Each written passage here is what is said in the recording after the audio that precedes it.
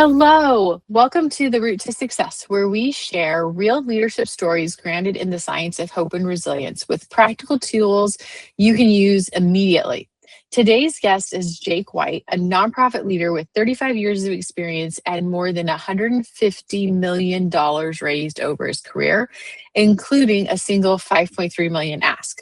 Jake has led an animal welfare, served as chief philanthropy officer for the Atlanta Museum of Art, and he's known for walking into tough situations and stabilizing them fast.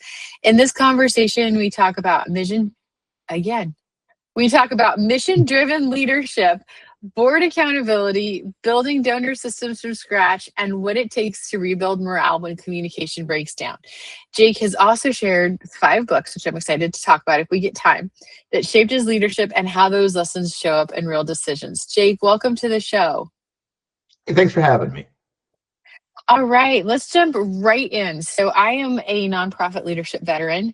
You are a nonprofit leadership veteran, and you've raised $150 million, which I'm floored at because I thought my $20 million was something to be proud about. When you look back, I am proud of it. I'm proud of it because I worked for very small nonprofits. So in comparison, it was a lot of money. When you look back, what experiences most shape how you lead today and what changed in you over time?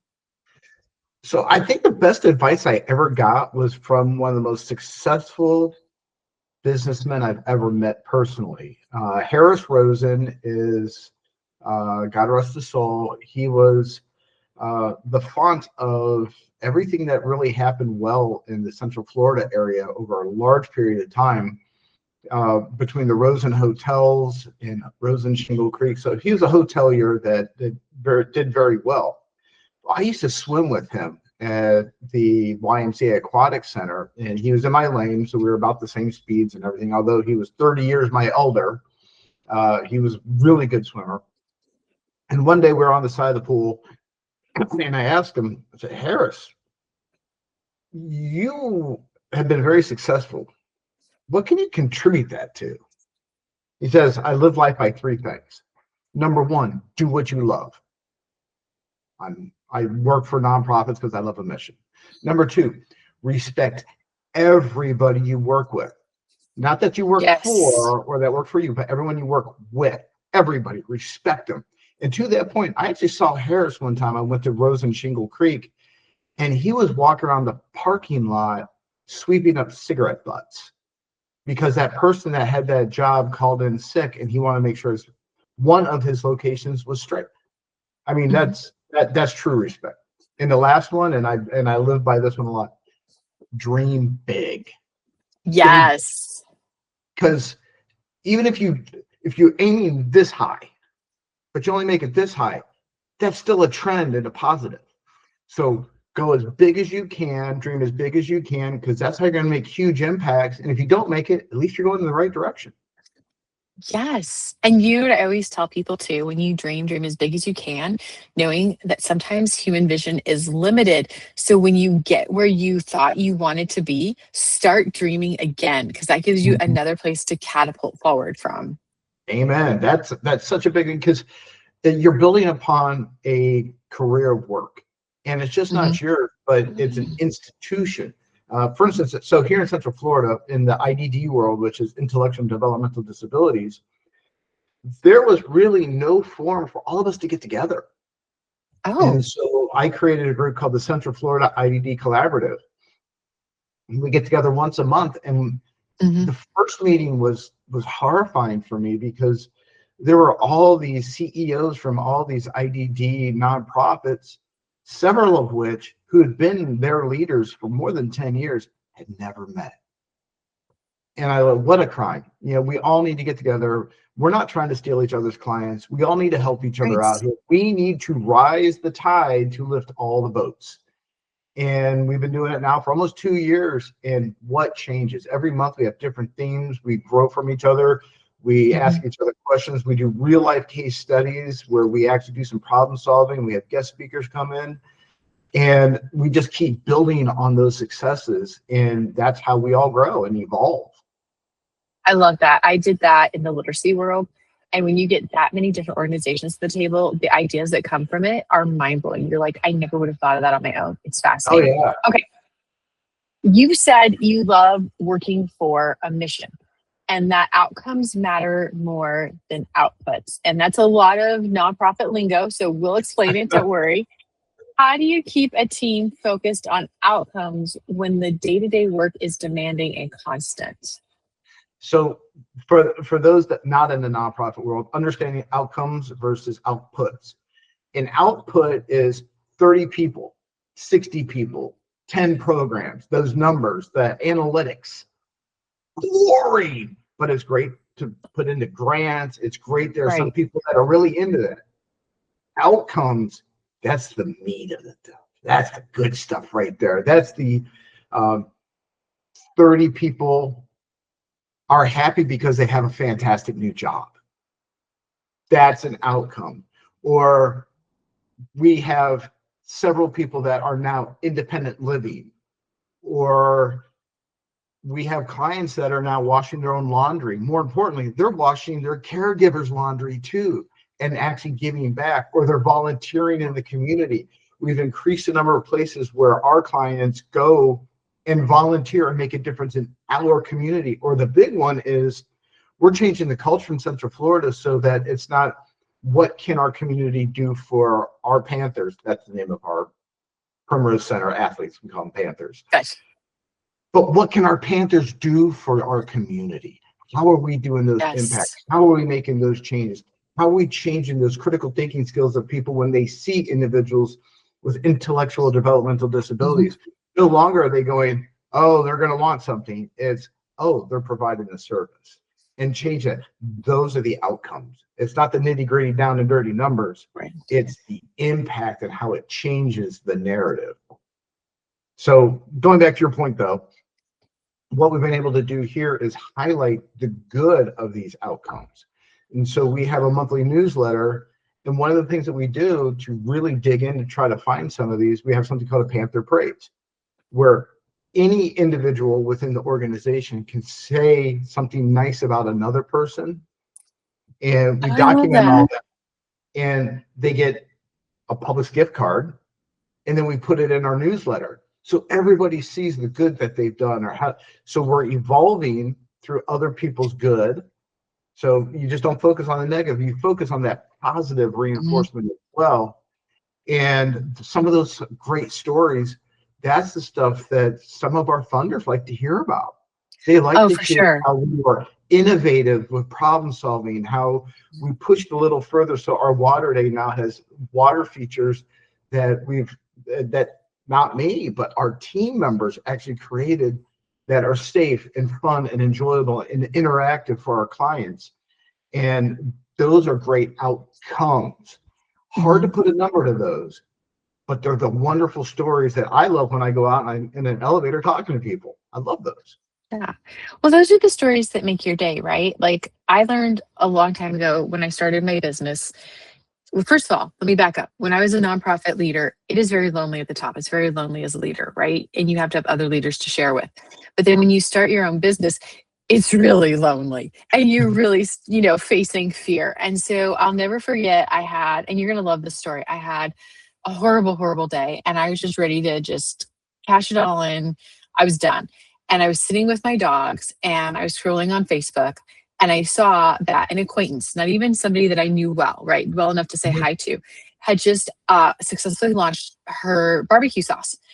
And it moved me so much that I decided, you know what, I could sit here and feel sorry for myself, or I could go have a party for Christy.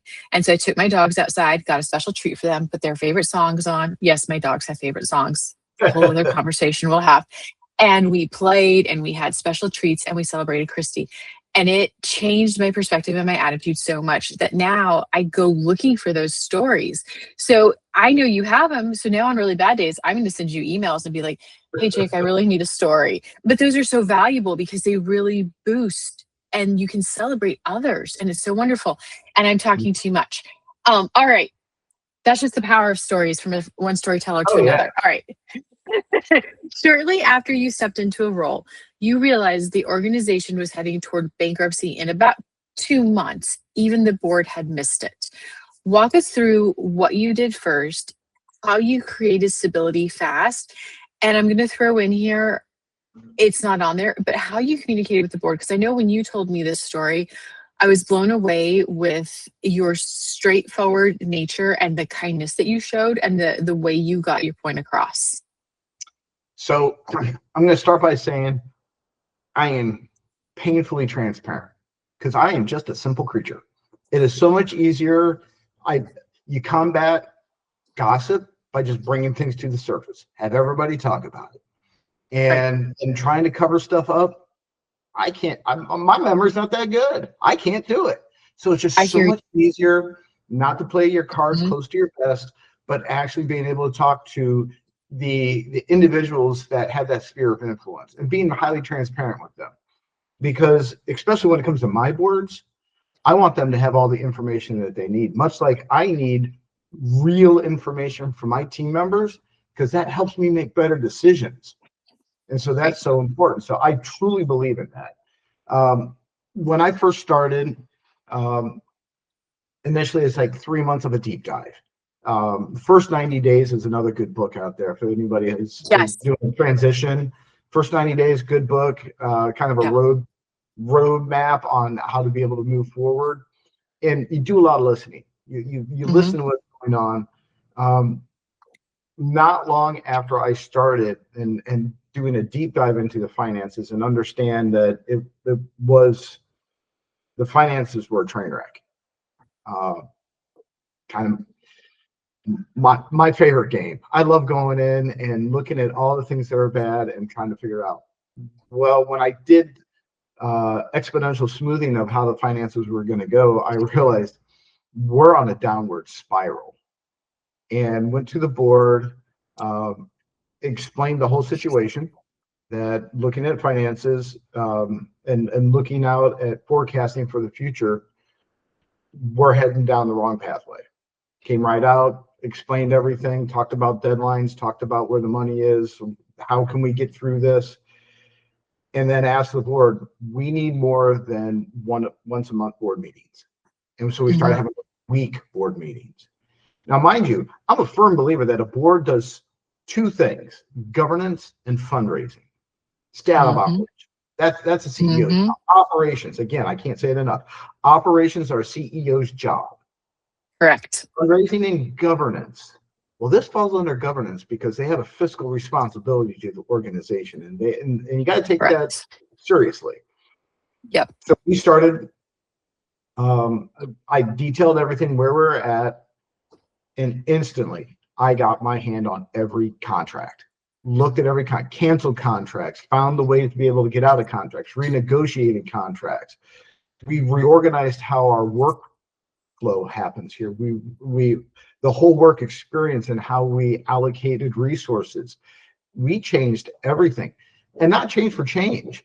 Change because we did enough analysis to go, this is a good bet for us to be able to recapture some income, try to reduce our expenses, but all at the same time, not give it a sense of panic.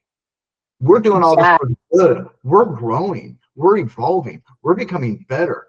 And there are certain things that you do along the way to reinforce that as we're going along. But working with the board was really difficult because we had to have a straightforward talk where it was primarily, who really has read the consolidated financial statements on a monthly basis?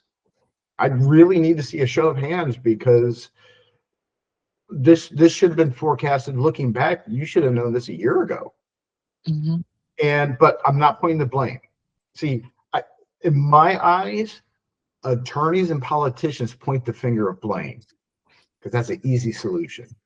CEOs, and this is advice for everybody that's out there that's a CEO or a leader of an organization, only find out where things went wrong so you can learn from it and evolve better. How do we find the solution? I don't care how we got here. That's for later. Right now, how do we get out of it? How to prevent it from happening again? How do we grow from this situation? Those are the positive aspects on how we're going to grow through this. Could just thrown your hands up in the air and be done and over with. No, no, no, no. This is a complex puzzle. It's hard. It's difficult. It's stressful. It's so much fun because of that. And I can't stress that enough. If you love going into train wrecks and organizing and getting all straightened out, man, it's exciting. I love that.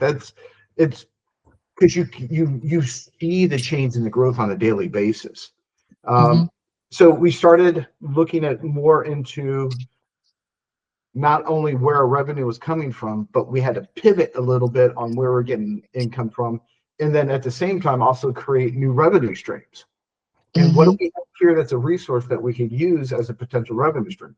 Luckily for us, we have a huge cafeteria with a kitchen that's fully licensed.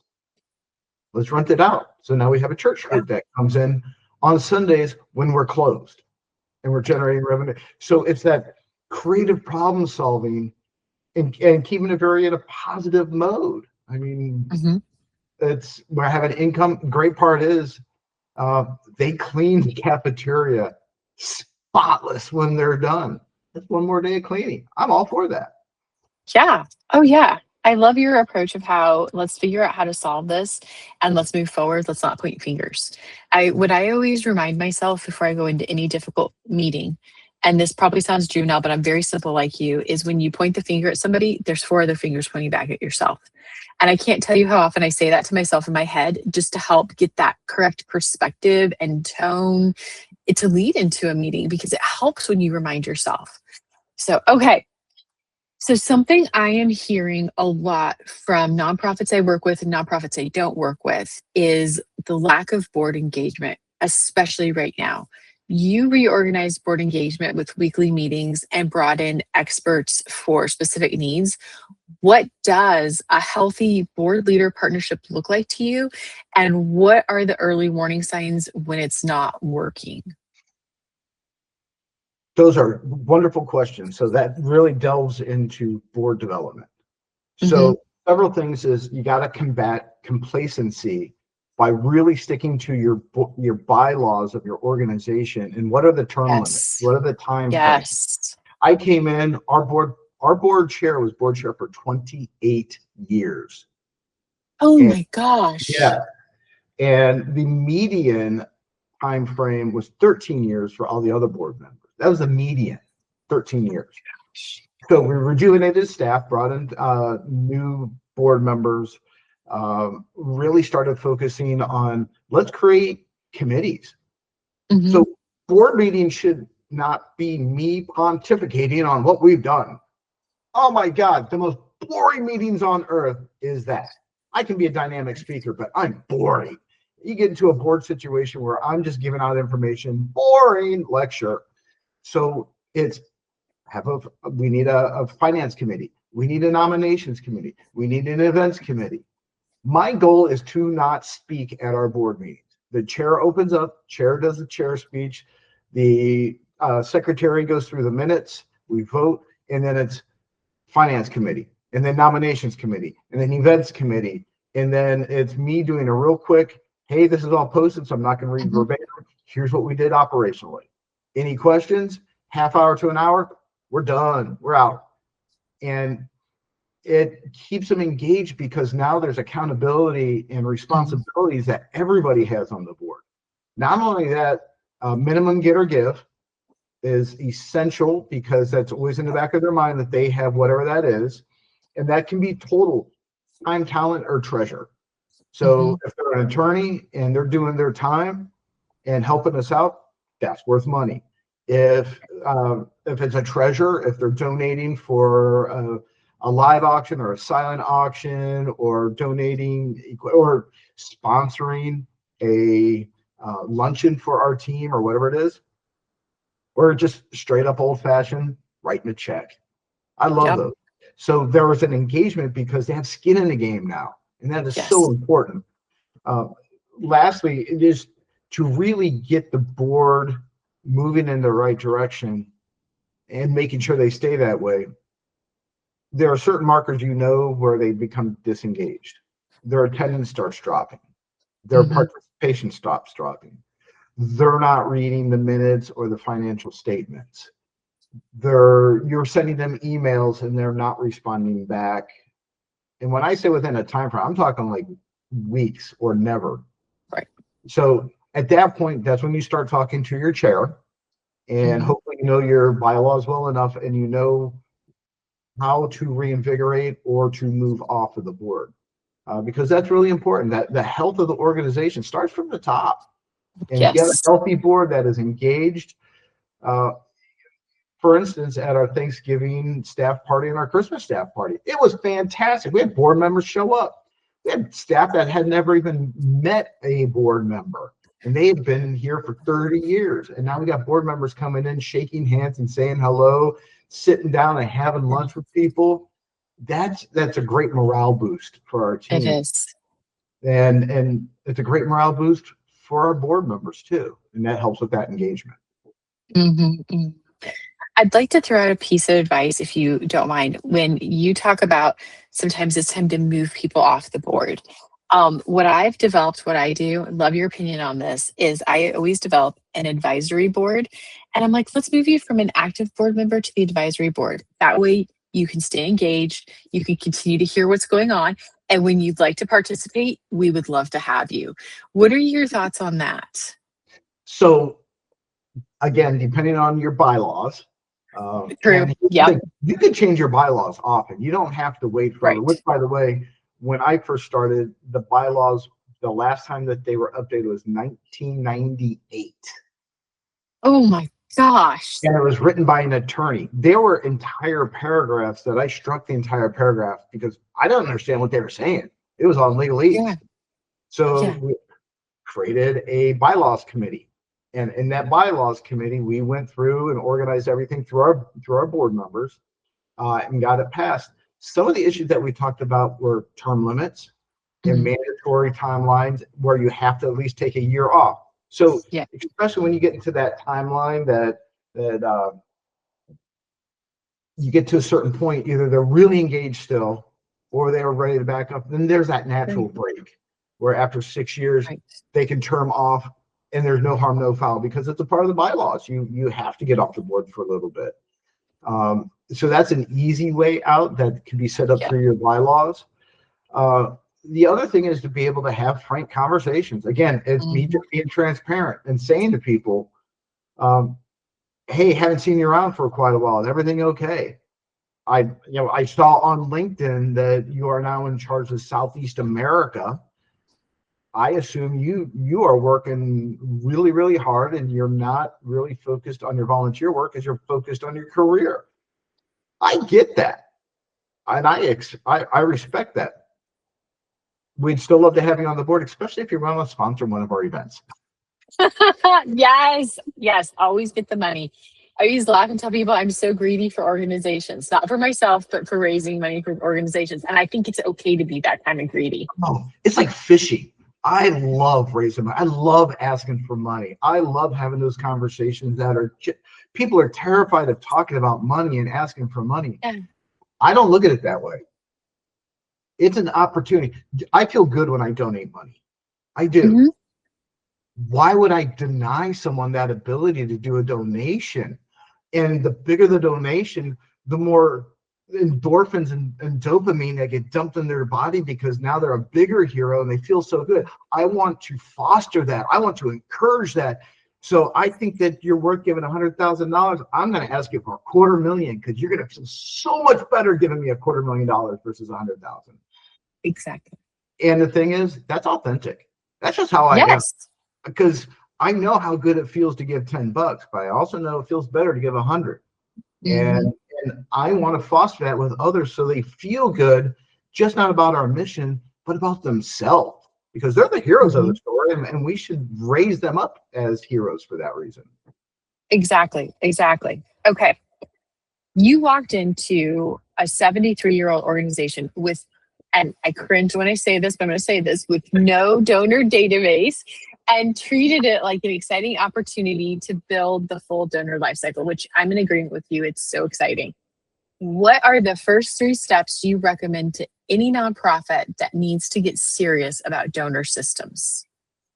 Learn who your stakeholders are. First, Mm-hmm. learn who they are, and you got to start somewhere. Yeah. And sometimes you just get bogged down in the mire of what do I do? How do I do it? When do I do it? Man, sometimes you just got to dig in. Just go for it and understand that you're going to take a loss right off the bat. So at this location specifically, there was no donor database. So started with board members and then asked board members to connect me to individuals. And then it's looking at caregivers and working with those who have donated in the past, any business or any organization or any individual. And then moving on to like a direct mail campaign where Mm-hmm. went to the county appraiser's office because they have a wonderful tool for free where you can select certain areas and then it extracts all their mailing addresses so that you can do direct mail to people Right. that are located around us geographically. They know who we Mm-hmm. are. They see our campus. They see our people. They see our buses. They know who we are. We don't have to reintroduce ourselves. They know it. So being able and then expand from there and then throwing in multi-channel so you're doing online through I Mm-hmm. use Give Butter. It's an easy interface. It connects with most everything anyways. And then over the years, just different databases as well to be able to work with what we're doing. So that's starting from scratch. But I've got horror stories of going when I was at the one location, went in and started looking, and they were using Razor's Edge, and it's a simple tool to look for duplicates. There are 22,122 duplicates in the database. Yes, that is an appropriate reaction. And I'm going, Isn't that a report? I'm sorry to interrupt you. I'm in shock. But isn't that like a report that you would run once a month, a duplicates report? Because it's easy to understand it happens, right? one would think, yeah, one would think. Okay. 22,122. What a huge number. The crazy part is it was just the tip of the iceberg. And then I went in and discovered after some research and talking to some of the development individuals who, again, because I'm highly transparent and I invite people to tell me stuff, even though it's horrible, tell me anyways. That's going to Right. help me. As a leader, that's going to help me evolve and make good decisions. I found out that my predecessor at the time was awarding the senior development personnel bonuses on how big the database is growing. So there were Fluffy McFlufferson and Yep. Kitty Cat and Little Cat and no information. They were just making that database grow with no information. They were getting bonuses. So going in and cleaning it's that garbage in, garbage out. You got to Yep. start with good data. You have to go really do some deep diving. One of the most important things when it comes to fundraising, that I found as well, when you're going into a new place, ask everybody that works there. Who do you Yes. know? And it can come from unlikely sources. For instance, when I was up in Cincinnati, our human resource director, we were having a conversation. She said, "Oh, this is someone you should meet." Excellent. So I met the individual. Then I talked to our director of development and said, remind me once a month, the call, to email, to set up a coffee, to go do lunch or whatever with this individual and set up a game plan. I believe in the 7 touch point method that, yes, this individual knew who I was and who the organization was, but I'm not going to talk money until I know this person well enough. Debbie Pedraza, Correct. who is the chair of the Orange County Public Schools Foundation, she's got the greatest phrase, and I'm totally giving her credit for it. I wish I was the one that did. It's show me you know me. Show me Yes. you Okay, I know get me. that. Before you ask anything, show me you know me. Don't ask me for money Yeah. if you don't know who I am. There's nothing worse Yeah. than I get all sorts of stuff from UCF. Give us money. Give us money. I'm going, I didn't go to UCF. My wife did. I have season tickets for football in my name because my wife wanted me to buy them for her. And I go in solidarity to her. Don't ask me for money. I didn't go there. They didn't show me they know me. Now, if they said, Right. hey, we'd like to upgrade your seats for football, awesome. I'm all for that. But, you got to show me you know me. But Mm-hmm. long story short, it took 3.5 years. And finally, one day at a lunch, he says, Jake, I'm almost insulted. All these years, you've never asked me for a dime. So we weren't there yet. I said, we'll know when we're there. He goes, well, I'm there. I'm like, excellent. So let's talk money. Yeah. And that was the one time that I received the largest donation of my life, because he was reaching and he goes into a pocket here and he goes, how well do you know me? I said, I know everything about you. He goes, so if you were going to empty an account, which one would you do? I said, I would do your Vanguard account. And he literally pulled his hand out of that pocket and reached into this pocket and gave me a check. The first check was going to be for 1/10 of the final check that he gave me. So it goes to that almost the fundamental of tipping point method, where you have an opener, a maven, and a closer. Lori was my opener. She's the one that said, hey, go meet this individual. Right. And I'll connect you to him. That's the opener. I was the maven, went in and did the whole thing. Luckily, I was also the closer. I also love to close too. I love to talk money. So Yes. understand the modalities of how people and why people donate. There's a psychology to it, but you don't have to get that deep. Understand that people do it because it feels good. People want to be a part of a positive solution. People want to be a part of something that's good. Foster that, grow that. Keep that enthusiasm going with your team members. Keep everybody in a frame of mind where it's positive and it's motivating, and people can come to you with suggestions. We have a suggestion box here, and we address 100% every suggestion in our newsletter. So I write verbatim what they write, and then we respond to each and every one, because change doesn't happen with me. Change happens with our team. And you got to foster that, and the team will take you places you never expected, or ask them to go. If they're inspired enough, they will take you where we need to go. So you led into my next question beautifully. Thank you. About stabilizing turnover by fixing communication. So we talked about your newsletter, which is in English and Spanish, and the suggestion box. And I will say my biggest pet peeve, and I feel like you're going to jump on this bandwagon, is when information is treated like a commodity, because information should never be a commodity. What did you learn by stabilizing turnover with fixing communication, right? What did you learn about morale, trust, and clarity through this process? So, which is a fantastic question, because I could talk about this, for hours. Developing your team should be primary in what you do. Yes. Getting everybody on board, having crystal clarity to where we're going to go. Everybody needs to know where we're going and how we're going to get there. Most people, when I first started here, didn't even know that there was a maximum amount of clients we could have in our ADT as well as our residential. Not only did I put in the forefront, literally the top right section of our newsletter has, here's our current number of individuals in our ADT or in our work programs or through transportation or group homes. Here's the maximum amount. Here's how we're deficient. And everybody needs to know what our numbers are. Everybody needs to know what our mission is. Everybody needs to know what our future is. Everybody needs to know the strategies that we're doing going towards that direction. Because again, you have a smart team. If you developed a good team, they're smart, and they will come to you and go, hey, we have a problem. And then what my first reaction is, explain the problem and what's your solution? Correct. Because they will give you wonderful solutions that I probably didn't even think of before.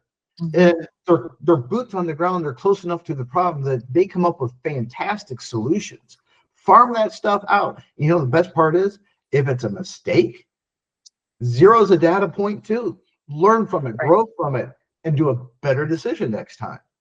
And there are times where I've encouraged team members. They come to me and say they want to do something. I say no. And they start to walk away. I go, whoa, argue with me. Yeah. Just because I said no doesn't mean anything. If you came here and you wanted to, and we'll argue about it a little bit. And when I say argue, it's just a discussion. It's not yelling and screaming or anything. But it's debating, healthy debating. Yes, yeah. We're having a very strong conversation on the goods, the positives, the pros, the cons, going through all that.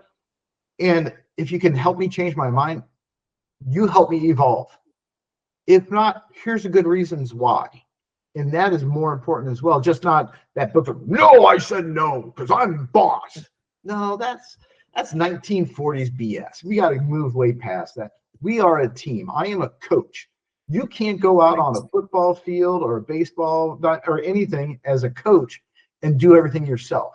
You have to inspire your teammates to do amazing things that they can do without your consent sometimes, because they're going in the right direction. And sometimes they do stuff and they come and say, hey, here's what I did. It's like, brilliant, fantastic. And you know what?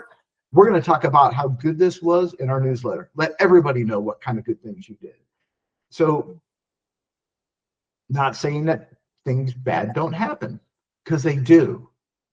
But what a wonderful way to be able to focus on how can we train? How can we be better? How can we learn from this and never have it happen again? But again, it's a skill set, but it's hard. It's not easy, especially when you're coming from a profits world situation where people are secretive and and you said that data collection is a commodity. Yeah. Nonprofits, we are fast, we are agile, we are forever moving, because we got to figure out how to make payroll next week. And you have to be agile and you have to trust. Yep. And there are a couple other really good books that are out there. And one of them, and I can't think of the name of the book right now, but they talk about who's on your bus. You got to have the right people on your bus. Yes. John Gordon, Energy Bus. Is that what it was such a phenomenal thing. And what I took away from it is get the right people on the bus. And if the wrong people on the bus, get them off. Yes, that's what that book is about. And they talk about energy vampires in there and identifying who needs to be in what state. I love that book. Get the right people with you. Yes. Trust that they're going to do good work. Trust that they're going to. Yes. And this is also my greatest. I love having these conversations. I believe in training so much that I actually put a grant in for training for an entire year.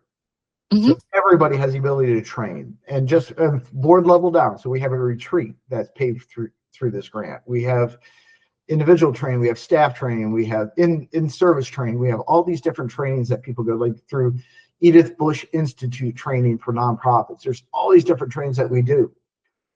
And several people have said, yeah, but they're gonna get really good at what they're doing, and then they're gonna go somewhere else. I'm like, yes, I have that's what you want out there. Because I would rather have a bunch of smart people working for me that might leave versus a bunch of people that aren't, that stick around and they become anchors. Yes. And you don't want an anchor. You want oarsmen that are out there. And sometimes they hop on their little lifeboats and they go to another boat. And that's awesome, because again, in my realm, it's raising the tide. We're making our industry better. I have no problem talking to other individuals out there about development and creating a stronger skill set within our craft of development and fundraising, because it helps the industry become better. Yes. You just can't always think about yourself. You got to think of sometimes really big pictures, sometimes smaller. You just have to adjust. You have to be agile to change that point. You don't want to give away industry secrets, of course, but we're all in the same boat. Let's work together. We can accomplish so much. Positive attitude is a key essential, and trust, because again, I'm transparent. There's no one that's like, I wonder what his secret agenda is. I'm going, here's my agenda. I'm going to tell you. Let's be honest. And if you don't have to go through all that muddied water of finding out what's behind the reason, just come right out and say it. Man, you can move so much quicker. Agreed. I always with my staff, I always think, and I tell them this when I hire them, I'm like, I want you to move on. I want you to do better. It's that mom in me, right? I want you to go better and farther than what I did. So let me know how I can help you. Amen. I'm going to wind up in a senior home one day. Hopefully my kids are successful and I get into a really nice one. That's my goal. Yes. Okay. All right. So I love this next thing that you did. I always did it, except mine was a water walk. You do coffee. So you have a management practice you call Go Get Coffee, walking around to listen, problem solve, and ask team members for solutions. You also installed, I'm totally jealous about this, a beans to cup coffee machine that costs about $200 a month, and it saves your team more than $300 a day while creating a water cooler hub. So let me just say this again. You spend money every month to save your team money every day, and that's their personal money. What does this teach leaders about small systems that create big culture shifts? Yeah. So the story behind it was on my very first day here, I'm walking around introducing myself to everybody, absolutely everybody. But because of the way my brain is wired, I'm looking and I'm seeing Wawa cups and Starbucks cups and racetrack cups and all these disposable cups everywhere. And many of them still have some coffee still in it. I counted 53 cups that day. And then I started doing the math. Well, depending on what it is, let's say an average of $3.50 a cup, because Starbucks can be a little more pricier than Oh, that. a little bit. Yep. And then you also look at the time, 10 minutes Mhm. inside of each place that you go to. That's a lot of time. That's a lot of money that's invested individually. So that work-life balance is really messed up. I mean, you can get to work 10 minutes sooner because you're not having to Mhm. stop. You're saving this money. And everybody here is on a really tight income because we're nonprofit. That's the way it is.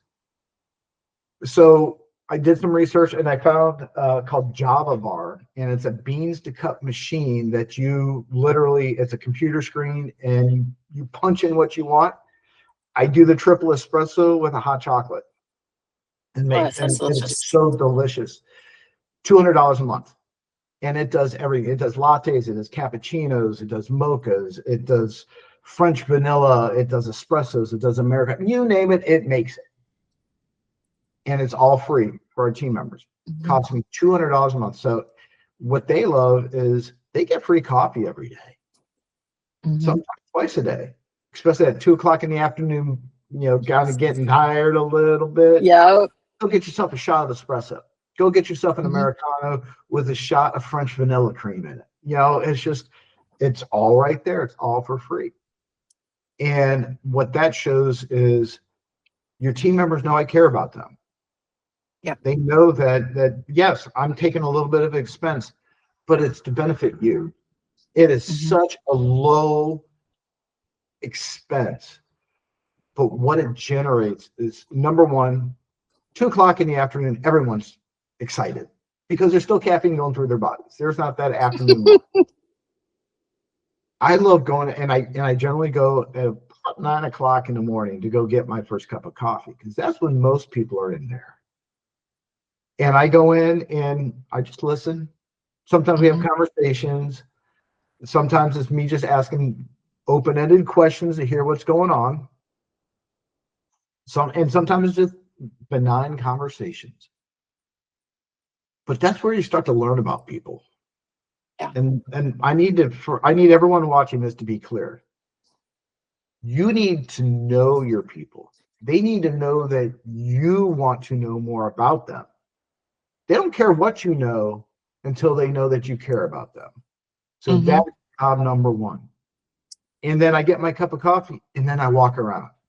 Okay. So yes, I would love to say that on the Maslow's hierarchy of needs, I'm altruistic and I am walking around to hear everything.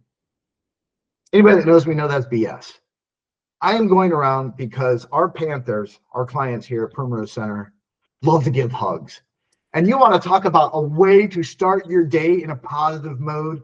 You walk into a place where everyone's got arms open. Mr. Jake, big hugs, making you feel good from all the way across the compound out here. Boss man, Brian comes running up, does the man hug. And we talk about what he's doing that week. It feels so good. What a way Yeah. to get a dopamine dump in your body that is like, I am ready to, better than an ice plunge bath. It is just gets the day going right. And then you can accomplish anything. And then again, Mhm. at 2 o'clock in the afternoon, when I need that little extra jolt of, yeah, I'm looking for an Americano. I get my coat and Yeah. walk around again. And then at that point, now I'm focused more on, how we looking? What's the Right. facilities look like? Asking open-ended questions, high-fiving everybody, being nice to everybody. Because, well, that's how I am anyways. It's not, that's being just authentic. I love doing high fives and hugs, and Yeah, I do too. and especially to our clients. You've Yeah. got individuals and you got to know your clients too. So we have clients that are wheelchair reliant. We have those that walk. We have got athletes. We've got all learn to communicate effectively with them. The better you are at communicating with other people, the more successful you get. Mm-hmm. The strongest teams I've ever been on were ones that really understood the importance of good communications. That's why we started a newsletter. Everybody's got to know everything. It's an open door policy. Literally, my door is open to my office almost all day long, except for stuff like this. Anybody can walk in at any time and have a whole conversation with me. You don't need to have an appointment. Just walk in. Or even better yet, when I'm walking around, everybody talks and then act upon that. I got little notepads, these little things. They fit in your pocket really easy because people give me ideas. People say things. People ask questions. If I don't know, I write it down. I'll get back to them. Quickly get back to them, but with Yes. right answers. Because again, Harris Rosen said it, respect everybody you work with. Doesn't matter their rank, doesn't matter their client, doesn't matter if you're the supervisor. Respect everybody, which means if they ask you a question, you get back to them in a timely manner with a good answer. And that will really help generate better morale. It helps with loyalty. It helps with problem solving. It helps with us getting to our final goal, which is just growth to be able to help more people. Agreed. Agreed. I understand. Okay. So we have about 5 minutes left. So I'm going to ask you the hardest question of the day. Okay. Of the books that you recommended, which you did Turn the Ship Around by Marquette, Leaders Eat Last by Simon Sinek, Extreme Ownership by Willenick, It's Your Ship by Abrashoff, and would you consider a fundraiser's guidebook? Which I believe you're the author of that one. Did I read that correctly? All right. Okay. If you pick one book, if you had to pick one lesson from one book, what would you share? And again, I know this is a really hard question, so I apologize. Wow. That's a hard question. You know what? I'm going to go with Extreme Ownership.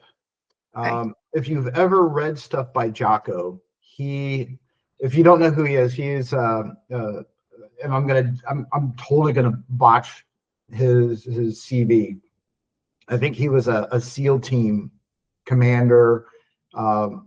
He knows leadership well, and he's extremely authentic. And I find his skill sets that he tries to teach straight and to the point, kind of the way I shoot, nice, straight to the point.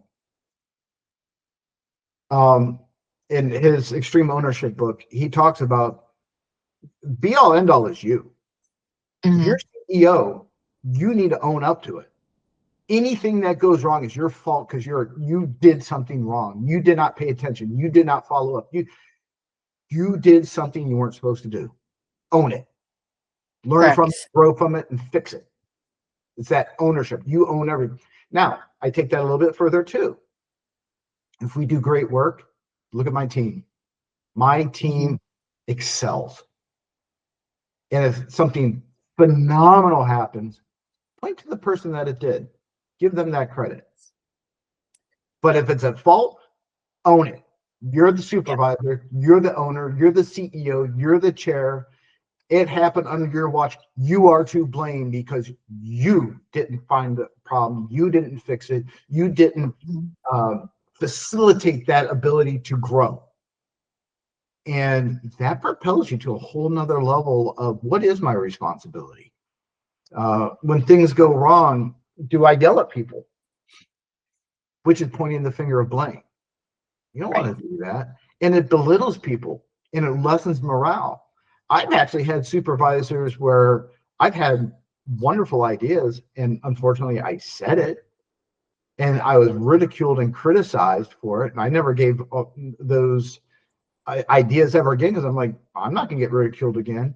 Ironically, I had a board member tell that CEO, hey, why don't we, and they almost said verbatim what my idea was. And I looked at it, and it was that, yeah, we'll look into that. And it's like, yeah, see, you cannot be that be all end all. You got to give credit where credit is due. All ideas are good ideas because you can grow from it. But as a CEO, it's a burden, but take it. Read that book by Jocko, Extreme Ownership. It is really good. I will. And he's got some other really good, some of them are short, fun reads, but highly impactful. And I'm not diminishing the other ones. Leaders Eat Last. Great book. Fantastic. Yes. Turn Your Ship Around. That was one of the most fundamental books that I originally read, was that one. That's the one that took me down that pathway of, I need to read everything I can get my hands on. I need to be enthusiastic about going to the library and getting all these books sent to me because they're phenomenal. But Turn Your Ship Around, he took the worst ship in the Navy to the best ship in the Navy. And how did he do it? And out-of-box thinking and just breaking that conventional wisdom of how things should be done and experimenting with how things should be better. Mm-hmm. Great book. So, yeah, all those are really good. So, yeah, definitely Extreme Ownership, fantastic. Turn Your Ship Around, I'd put that one second. But for anybody in the nonprofit world, Leaders Eat Last. Yes. Steinman does, it's a phenomenal book. And I mean, it's such a simple thing that we have lunches here and we do these events. I don't eat because I don't walk around with stuff in my teeth, but it gives me a chance to be able to talk to everybody. The first Friday of every month here, we have a pancake breakfast. Well, I make pancakes for my entire team. They all come in. I don't eat. I eat at the very end. But I give everybody pancake, and they're Mickey Mouse pancakes. They want the Mickey Mouse pancakes. I make the 4-second two, and it's great because I am serving them, and that's your job as a leader. Yes, you got to take care of your team because they're the ones that move us forward, and so that is so important that you need to serve. My primary goal in my job is to help solve problems so people work better. Mm-hmm. And by simply making pancakes, which is so inexpensive.